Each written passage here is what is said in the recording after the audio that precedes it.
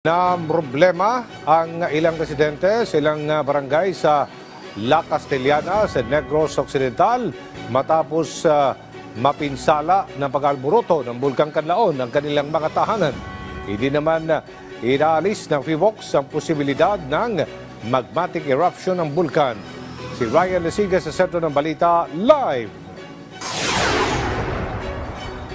Aljo, magdadalawang linggo na ngang nananatili sa iba't ibang evacuation center yung mga nakatira sa 4-kilometer permanent danger zone. Kung kaya't para sa kanila, kung sila yung tatanungin, abay gusto na nilang bumalik sana sa kanilang mga tahanan para makapagsimula ng muli. Pero kung yung FIVOX yung tatanungin, hindi pa daw nila i-rekomenda yung pagdedicamp o yung pagpapauwi sa mga bakwit dahil anumang oras ay maaari pa rin sumabog ang Bulkang Kanlaon.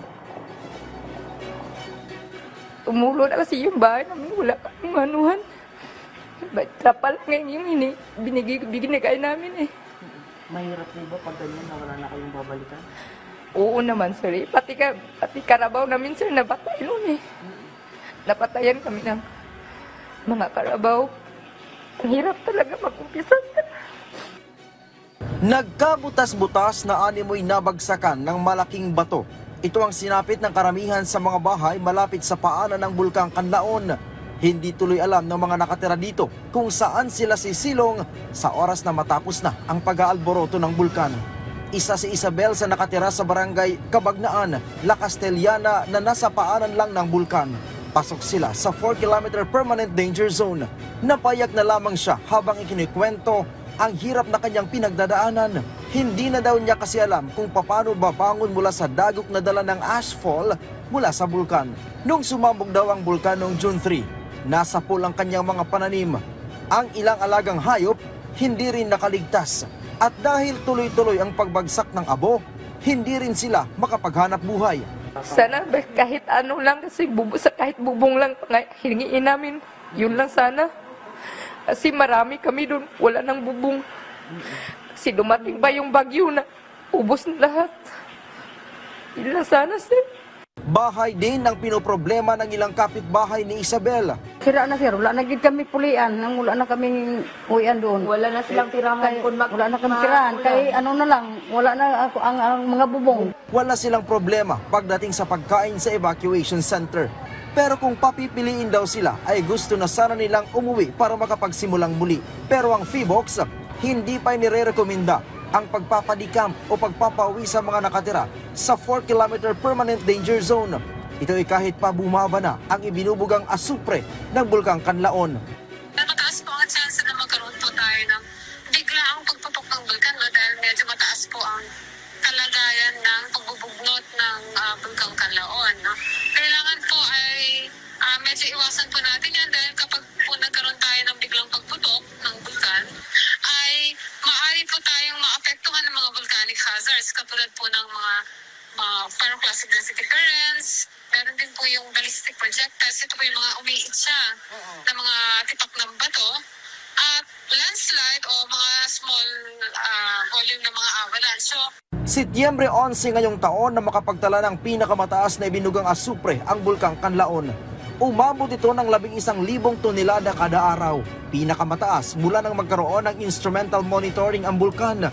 Naging hudyat ito para muling palikasin ang mga nakatira sa 4-kilometer permanent danger zone. Agad ding kumalat ang volcanic fog sa mga lugar na malapit sa Mount Kanlaon. Kinabukasan, Setyembre 12, bumaba ng bahagya ang ibinugang volcanic sulfur dioxide ng bulkan. Naitala ito sa mahigit 10,000 tonelada kada araw. Ang ganito kadami na asupre mula sa bulkan, napako ng ilang araw. Kahapon, Setyembre 19, mas bumaba pa ito. Umabot na lang ito sa 5,362 tons per day. Nasa 30 volcanic earthquake naman ang naitala. Sa loob ng 8 araw, malaki ang ibinaba ng aktibidad ng bulkan. Senyales kaya ito na pababa na rin ang posibilidad na magmatic eruption ng bulkan? Sabi ng FIVOX, hindi daw ito senyales na bumaba na ang pagbubugnot ng Bulkang Kanlaon. hindi po ibig sabihin na to na bumaba na yung unrest o yung pagbubugnot ng bulkan, no? Dahil matataas pa rin po itong mga sukat na ito at patuloy pa rin po nagbubuga ng mataas na konsentrasyon ng sulfur dioxide ng bulkan. So, may mga panahon po talaga nabababa ng konti, tas tataas po ulit, no? So, hindi po tayo pwedeng interpret o sabi na bumaba na po yung pagbubugnot ng bulkan. Aljo, sa mga oras na ito, ipakita ko lang yung sitwasyon ng Bulkang Kanlaon mula dito sa ating kinaroroonan sa bayan ng La Castellana. Ay kita natin yung mismong tuktok ng bulkan at makikita natin yung tuloy-tuloy na pagbuga nito ng asupre. Sa nakalipas na magdamag, Aljo, at tumaas yung naging activity ng bulkan na yan, yung volcanic earthquake mula sa 30 kahapon, nasa 45 ngayong araw. At mula naman doon sa mahigit 5,000 na ibinugang asupre, umakyat ito sa halos 9,000 tonelada kada araw. Samantala, Aljo, nilinaw din ng PHIVOLCS na recommendatory body lamang sila pagdating doon sa pagpapabalik sa mga nagsilikas mula sa 4-kilometer permanent danger zone at magdedepende daw ito sa lokal na pamahalaan. Aljo. Maraming salamat, Ryan Lesiges.